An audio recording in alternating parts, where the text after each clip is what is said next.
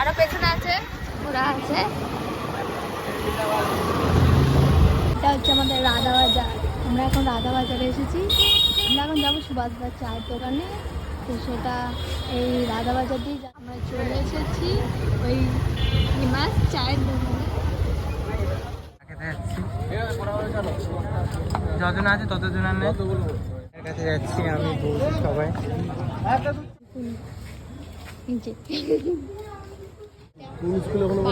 দেখবে আর এরকম করে মুখ বলবে, যতক্ষণ না বিস্কুট দেবে ততক্ষণ এরকম করেই যাবে।